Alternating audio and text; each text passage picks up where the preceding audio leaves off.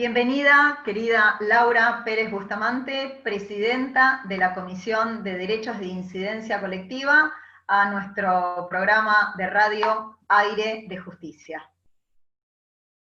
Muchas gracias por la invitación, María Inés, a este querido programa, a esta querida radio vía Zoom hoy, y un saludo grande para todos los colegas con quienes vamos a compartir hoy nuestra primera experiencia de Aires de Justicia vía Zoom.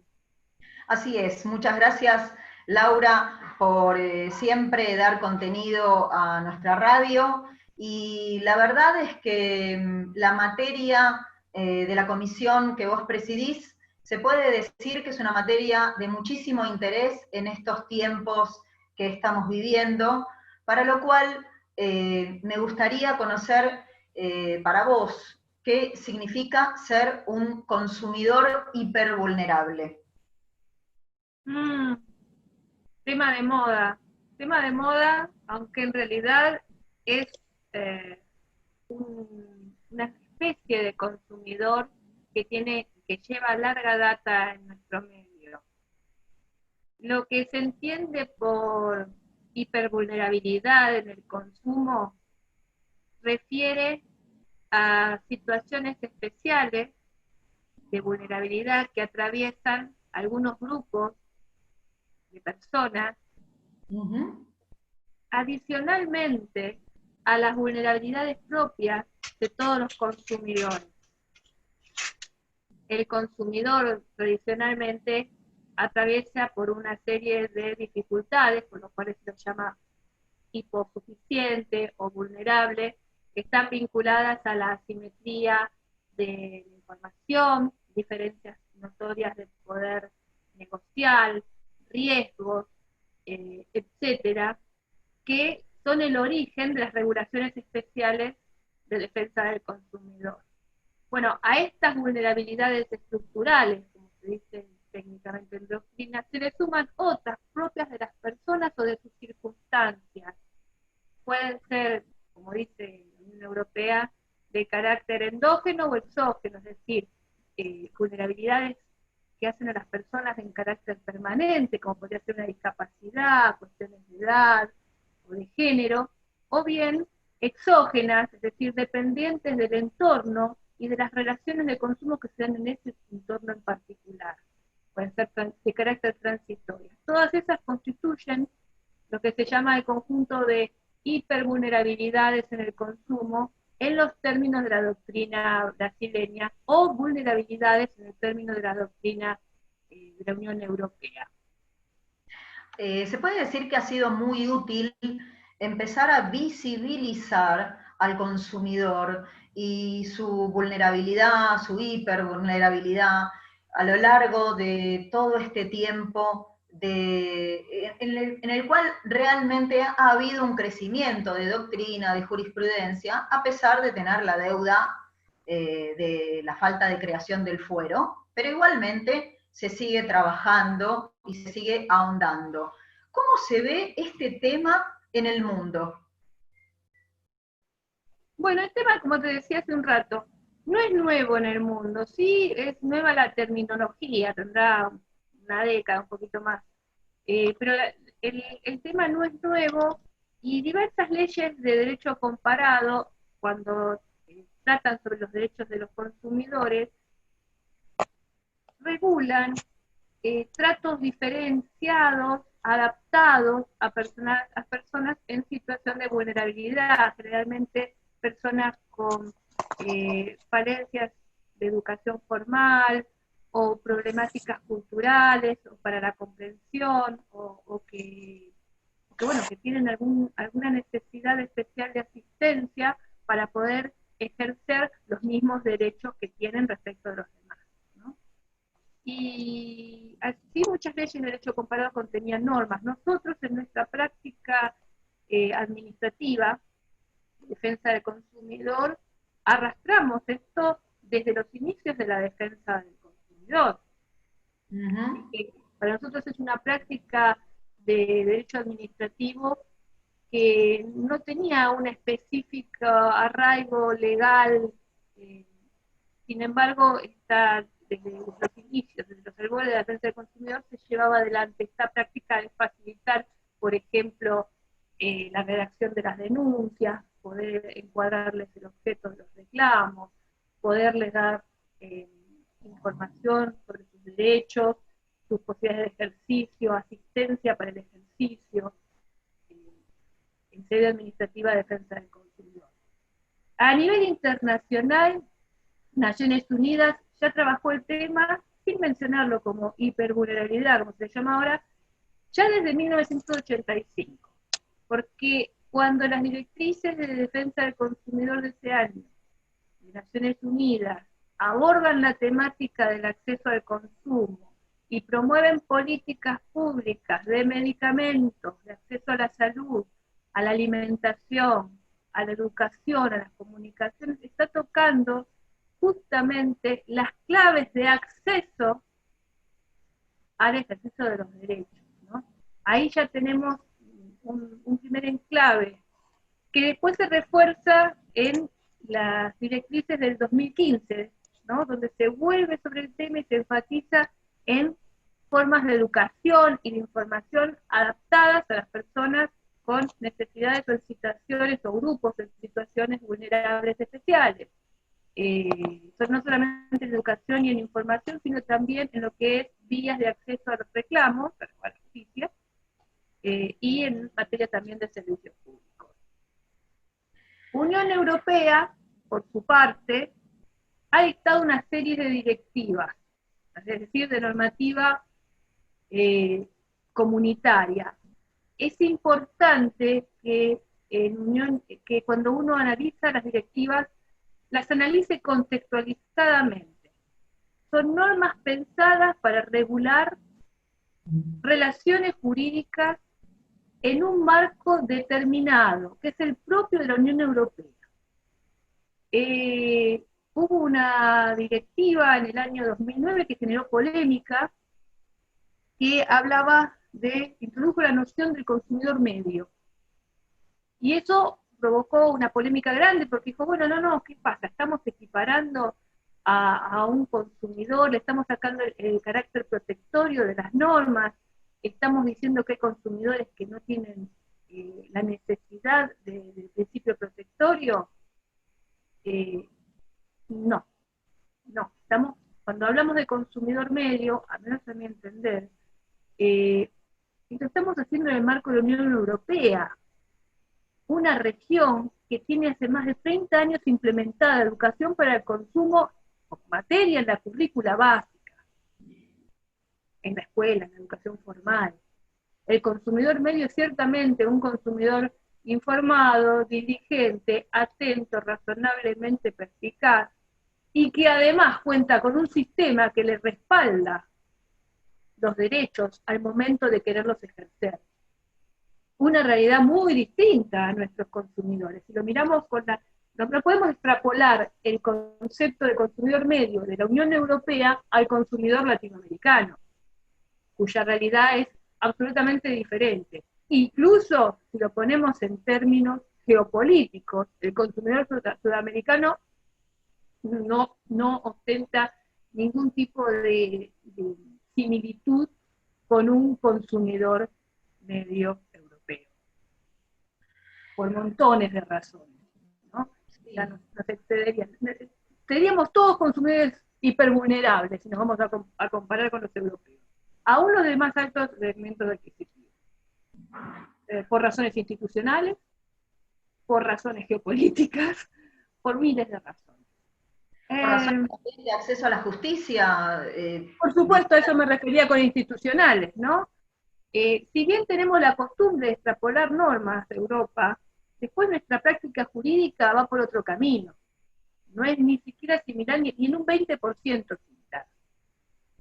Entonces, yo creo que ahí está el error, el interpretar el concepto de consumidor medio como un concepto aplicable mundialmente. No, está refiriendo al consumidor europeo, en su marco. Con posterioridad se dictó una directiva sobre justamente energía, regulación de la energía eléctrica, y se tocó el concepto de pobreza energética y de vulnerables respecto del acceso a la energía. Y más adelante en el tiempo, directamente se trabajó una directiva sobre vulnerabilidad, haciendo distinciones exógenas, endógenas, y diciendo que en definitiva cualquier persona puede en algún momento de su vida ser un consumidor hipervulnerable. Ellos lo llaman vulnerable porque no usan la palabra hiper. Hiper es más de derecho brasileño, ¿no? Y explicaban eso, y explicaba que las medidas que se tomen al respecto tienen que fomentar el ejercicio de los derechos,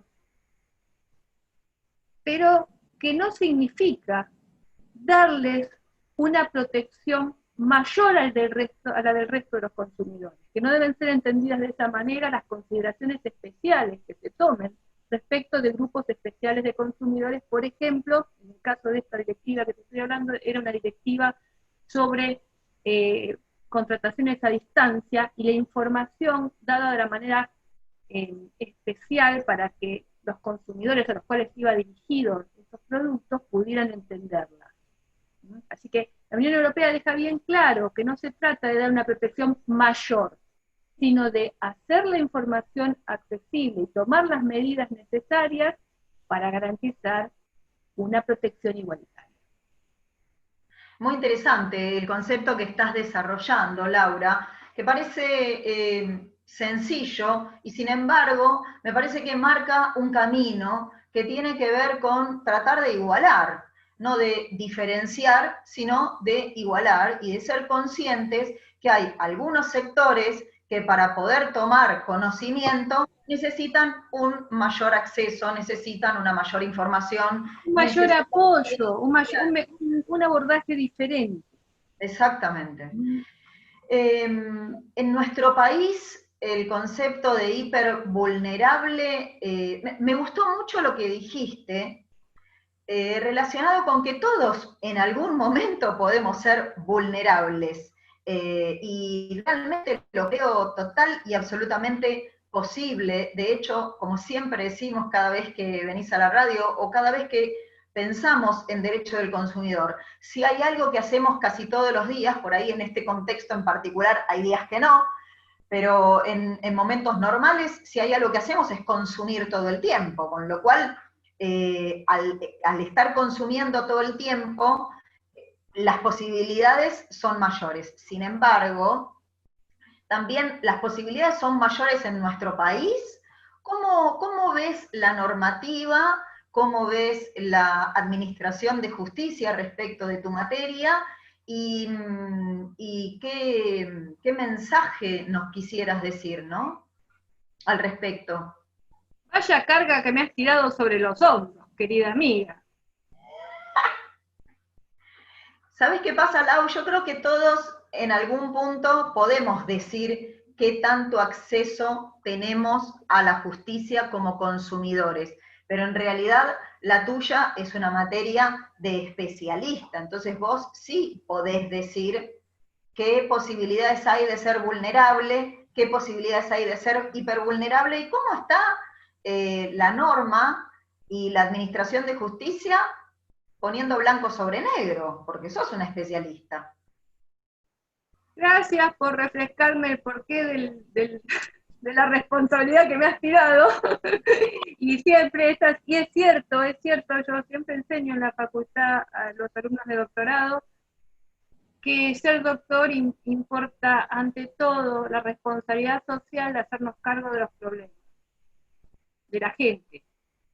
Y sí, más que en este caso el chiste venía porque problemas de acceso a la justicia, tenemos problemas de acceso al consumo, diría en este momento terrible, entre otros problemas como el acceso a la salud en estos momentos.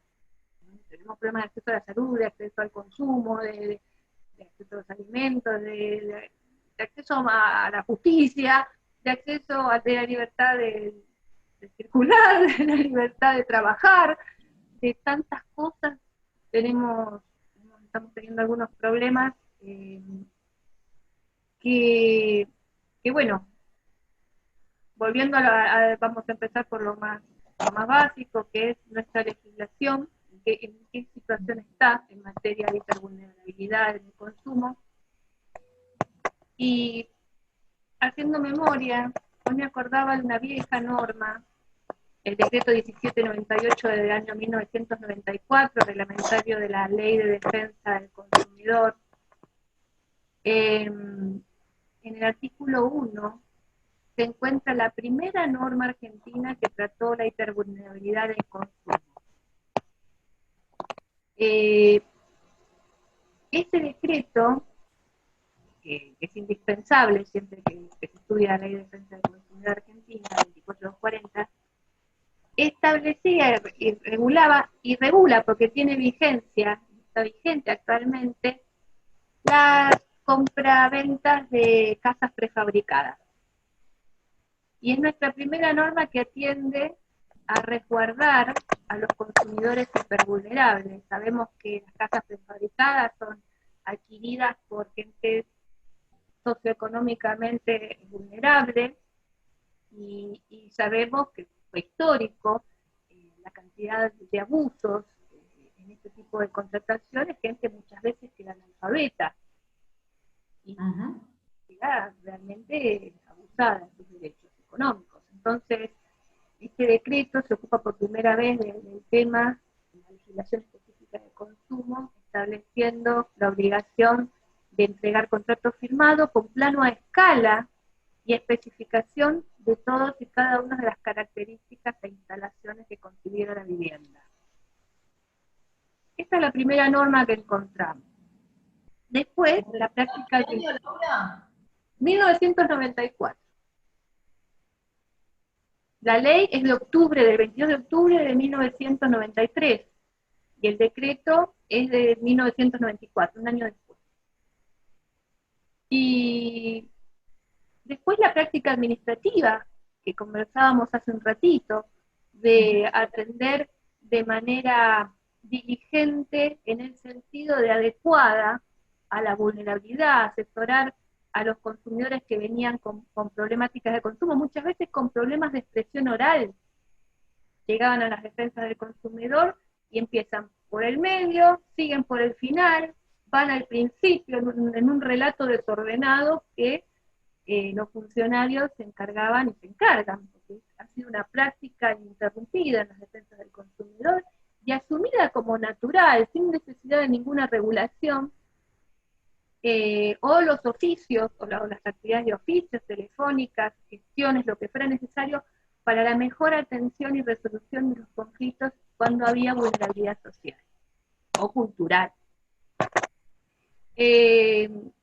Ahora recientemente se dictó una resolución de fines de mayo, la resolución 139, no recuerdo,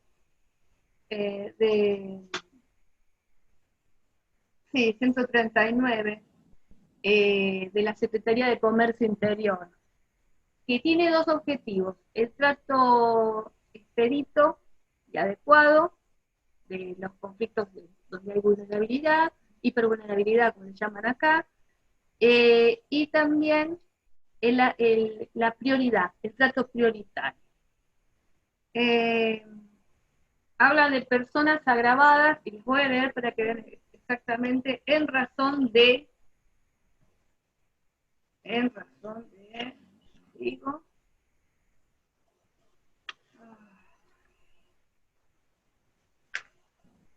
de su edad, género, estado físico o mental, circunstancias sociales, económicas, étnicas y o culturales, que provoquen especiales dificultades para ejercer con plenitud sus derechos como consumidores. Bueno, esta norma desató polémica. Así enunciada, pareciera no tener problema, pero el problema está en los objetivos. El trato prioritario, per se, o la caracterización de hipervulnerable, el trato prioritario, no contener parámetros de contextualización y sí contener identificaciones puntuales. Cuando se habla de trato prioritario, hay criterios para la atención prioritaria que son similares a los de las medidas cautelares. O sea, es decir, que no se frustre un derecho cuando hay un peligro en la demora. Esas son las causales que la propia Ley de Defensa del Consumidor habilita a las autoridades administrativas justamente a ejercer sus funciones cautelares en esos casos, para que no se pierda un derecho, que no se cause un daño insusceptible de reparación ulterior. Bueno, acá esto parece dejado de lado y se sienta de que de por sí un consumidor hipervulnerable va a tener atención prioritaria y, bueno, trato especializado y expedito. Trato especializado está bien, es inobjetable.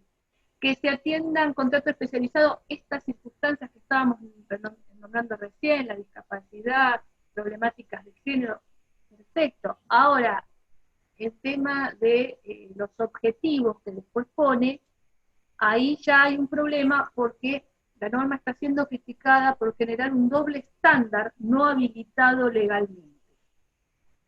Si recordamos lo que decía la Unión Europea respecto de que las consideraciones especiales a los grupos vulnerables no deben ser entendidas como la asignación de mayor protección, Claro. sino de una igualación, de la efectivización de una igualación.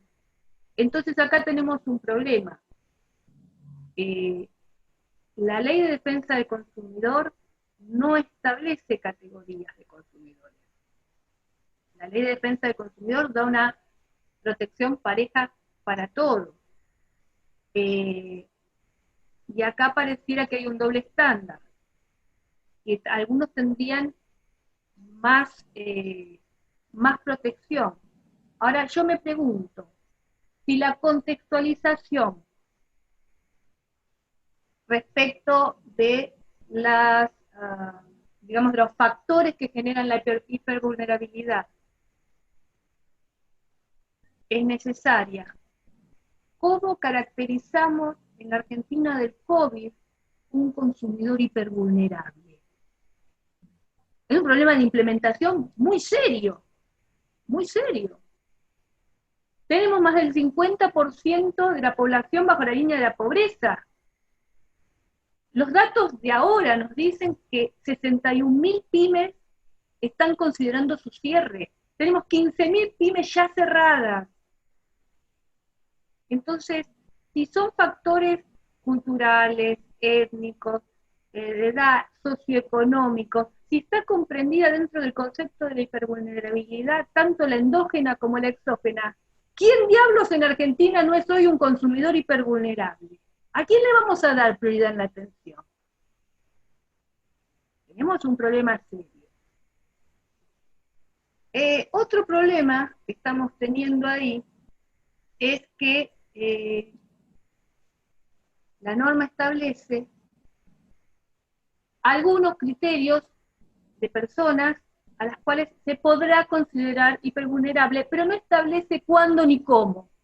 Es decir, tiene una pobreza regulatoria que puede llegar a problemas de constitucionalidad. Cuando hablábamos del doble estándar, estamos hablando de la posibilidad de afectación del principio de igualdad ante la ley, artículo 16 de la Constitución Nacional, y además de la violación del artículo 42, donde no se establece ninguna diferenciación de estándar y se establece para todos la obligación estatal de crear procedimientos adecuados de resolución de conflictos, no para algunos.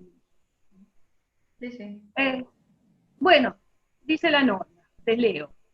Podrán constituir causas de hipervulnerabilidad, reclamos que involucren derechos o intereses de niños, niñas y adolescentes, ser personas pertenecientes al colectivo LGTB. Ahí ya empezamos a ver cosas que... personas mayores de 70 años, poseer discapacidad y certificado que lo acredite. Caramba, si no tiene el certificado, parece que no contara. Estos son temas de desprolijidades administrativas. ¿Es necesario que la persona se presente con un certificado de discapacidad si es notoriamente discapacitado o si tiene notoriamente una dificultad? Es decir, si no terminó el trámite, no. ¿Qué estamos hablando? Ser migrante o turista, pertenecer a comunidades, ya les digo, de pueblos originarios, la ruralidad, residir en barrios populares y una serie de situaciones de vulnerabilidad socioeconómica también están incluidas en esto. Claro, cuando nosotros leemos esta enunciación, pareciera atendible. Algunas sí, otras no. Yo diría que la condición sexual de una persona no la hace hipervulnerable por sí. Hasta me parece atentatorio de su dignidad, que se lo llame así. Estamos hablando de relaciones de consumo, no estamos hablando de causas de discriminación. Porque si estamos hablando de causas de discriminación, todo el mundo está en pie de igualdad. Porque todos los consumidores tienen derecho a trato equitativo y digno. Y si hay derechos, justamente, hablando de discriminación, que están violados de trato equitativo e indigno, muchas veces son los de las mujeres y de las personas con obesidad, más que los de la comunidad LGTB. O sea, que una persona sea gay, ¿qué tiene que ver? Ya, atención prioritaria. ¿Qué estamos haciendo? Categorías, clases. Hace mucho tiempo, cuando se hizo la ley de defensa de la ley del fuero de consumo y se acotó la competencia de los tribunales de consumo a las causas de menor cuantía, toda la doctrina se opuso por violación al principio de especialidad. El tema de la ruralidad, por ejemplo, es otro tema. Una persona, por venir de áreas rurales, no significa per se que sea una persona hipervulnerable. Puede serlo si es un peón de campo que no tuvo instrucción primaria y se parece en la gran ciudad y lo agarran con el marketing y le venden 800 tarjetas y tiempo compartido, sí, pues obviamente va a ser un consumidor hipervulnerable. Pero si es un estanciero, no.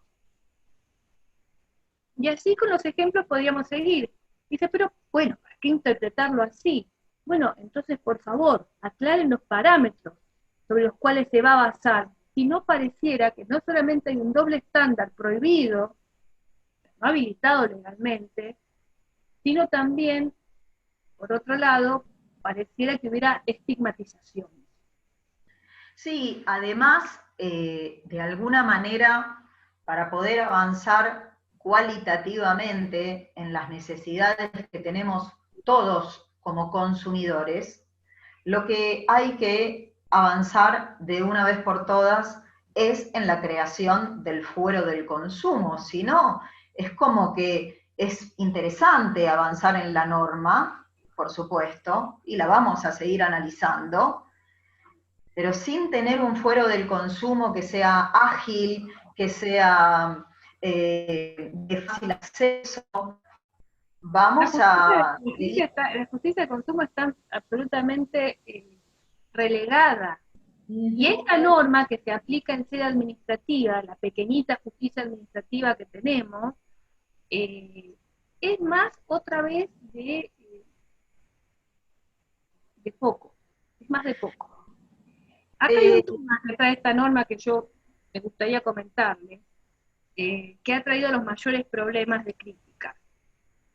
Se ha establecido como objetivos de la Subsecretaría de Defensa del Consumidor favorecer a los consumidores hipervulnerables mediante algunos objetivos y políticas, como por ejemplo, implementar procedimientos eficaces y expeditos para la adecuada resolución de conflictos, realizar gestiones oficiosas ante los proveedores para la solución de conflictos, promover buenas prácticas comerciales. Estamos haciendo exactamente lo contrario de lo que hablábamos de la Unión Europea. Estamos favoreciendo, dando un estatus de protección mayor o privando al resto de los consumidores de ese estatus. Caramba, la propia Constitución manda a crear procedimientos eficaces y adecuados de resolución de conflictos para todos los consumidores. destinar los recursos estatales exclusivamente o reasignarlos exclusivamente para un segmento determinado. No es legal. Y junto con estas políticas, en el mismo artículo, establecen otras que sí tienen que ver con el trato adecuado de la hipervulnerabilidad, como son las siguientes: eliminación y mitigación de obstáculos, brindar asistencia y acompañarlos en la interposición de reclamos, identificar oficiosamente los reclamos de los consumidores hipervulnerables, proponer acciones de educación, divulgación, información y protección diferenciada. Entonces vemos que en la norma hay o bien desprolijidades, que es incluir objetivos de las políticas de consumo que son para todos, en una norma que está destinada a un grupo, que nos deja a nosotros con la incertidumbre respecto de qué va a pasar con el tratamiento de los reclamos de todos, o si están creando privilegios, lo cual está prohibido ante la ley, como decíamos hace un rato, está prohibido constitucionalmente. Y también nos preocupa esto de favorecer, que es lo que nos lleva a pensar en este doble estándar. Entonces, o bien estamos ante una norma desprolija, o bien estamos ante una norma inconstitucional. La función estatal no se reserva a favorecer grupos de personas, o grupos o hipervulnerables, sino que se reserva para garantizar la igualdad de estas personas. En derecho del consumidor existen dos principios que son fundamentales. Uno es el de especialidad, de ese principio que se atacó cuando se creó la ley de fuero de consumo, restringiendo su competencia a la materia de menor cuantía. Y el otro principio es el de la universalidad. Esta norma no está respetando estos principios. Vamos a ver ahora cómo se aplica en la práctica, que con la experiencia me hace pensar que es posible que sea una norma de una aplicación un tanto arbitraria. Arbitraria dijiste porque se cortó. Sí. Arbitraria. Me da la sensación, por el conocimiento que uno tiene, por la función pública, porque cómo contextualizás, cómo haces la caracterización contextualizada de un hipervulnerable al momento que se te presenta una denuncia. ¿Cómo evalúas su situación? Ejemplo, decíamos recién, un hipervulnerable en la Argentina del COVID, o post-COVID, o ante-COVID, vamos a ser francos, porque este problema que venimos teniendo desde antes del COVID, ¿no? Problema de caídas de pymes, de cierre de 100.000 estatales afuera, con orden del FMI, desempleo por todos lados. Bueno, si dentro de la hipervulnerabilidad los factores exógenos pueden constituir a un grupo que sea educado, que tenga formación, que pertenezca a la clase media, o lo que llamamos ya, por una cuestión hasta de condescendencia histórica, clase media, aunque hoy no reúna los atributos de tal, cualquiera de estas personas puede estar en situación de hipervulnerabilidad. Todos lo estamos hoy. ¿Sí? ¿Quién no? ¿Quién puede decir que hoy no lo está? ¿Y cómo va a ser el empleado que reciba la denuncia para decidir si le va a dar prioridad o no? ¿A quién sí y a quién no? La norma establece que, bueno, que se podrán tomar en cuenta, o sea, a los fines de determinar parámetros, y reproduce ese decálogo que está en cuanta norma administrativa salga del segmento que sea, del IFE, de la asignación de universidad por hijo. Cuanta norma haya de ANSES, ese decálogo de personas está puesto. Pero eso pareciera que está mirando parte del problema y no el problema global. Tenemos un problema severísimo de clase media de sobreendeudamiento. Y sobreendeudamiento no por consumismo, sino de tarjetas reventadas para pagar servicios públicos, alimento y colegio de los chicos. Y eso no se está mirando. En la resolución habla de los hipervulnerables, menciona problemas socioeconómicos, se sabe que hay factores exógenos, que esto, que el otro, pero la resolución solamente nombra a quienes se podrán ser considerados en estas categorías, quienes, bueno, y da una serie de ejemplos, como por ejemplo quienes reciben la asignación universal por hijo, el IFE, las cosas clásicas que están repitiéndose en cuanta resolución vemos hoy de la emergencia.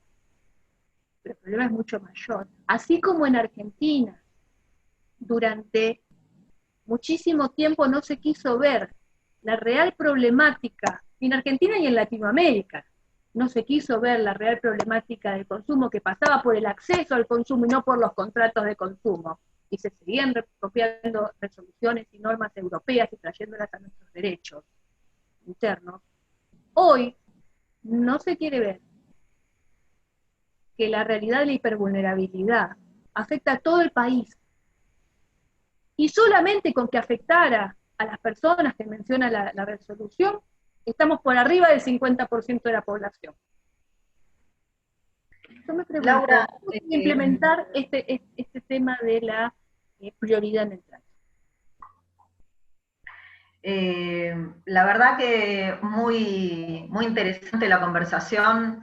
Es un momento muy particular que estamos viviendo y seguramente por eso es que nos pareció tan importante tenerte en este espacio de Aire de Justicia, porque tal como lo planteaste vos, Argentina viene viviendo un proceso que no sabemos qué va a pasar ahora, no sabemos qué va a pasar dentro de un tiempo, y creo, o estoy convencida, que los consumidores van a asistir a la vía administrativa o asistirán a la vía judicial, creo yo, por distintas causas que están sucediendo en este marco, y que sería bueno que tanto la normativa como la administración, como la justicia, los esté esperando y estén a la altura de las circunstancias. Me gustaría recordar que, bueno, a cargo de una comisión de nuestra querida Asociación de Abogados y Abogadas de Buenos Aires, se están reuniendo por Zoom. Así es.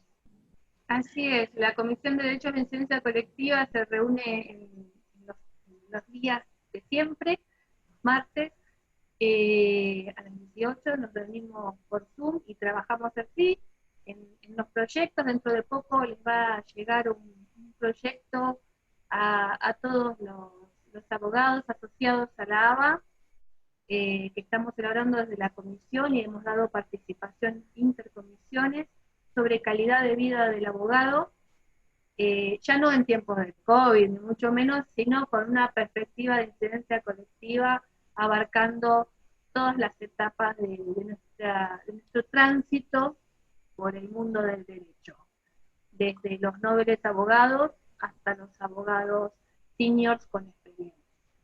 La idea es poder hacerles llegar esta encuesta, que participen todos los colegas, en orden a tener insumos para promover desde la asociación políticas públicas que nos lleven a poder hacer de nuestra profesión una profesión sustentable, con calidad de vida, como merecemos, creo. Bueno, es una propuesta muy interesante, y lo que necesites desde Aire de Justicia, vos sabés perfectamente que aquí estamos. Siempre presentes ustedes colaborando, les agradecemos un montón. Laura, muchísimas gracias por haber estado en Aire de Justicia, y como siempre esperamos que la comisión siga funcionando, y están invitados cuando haya algún tema que quieran compartir. Aquí estamos. Y a todos nuestros anteriores oyentes y ahora que también que nos ven, quien les habla, María Inés Velasco. Un placer hacer Aire de Justicia para todos ustedes. Hasta siempre. Hasta siempre.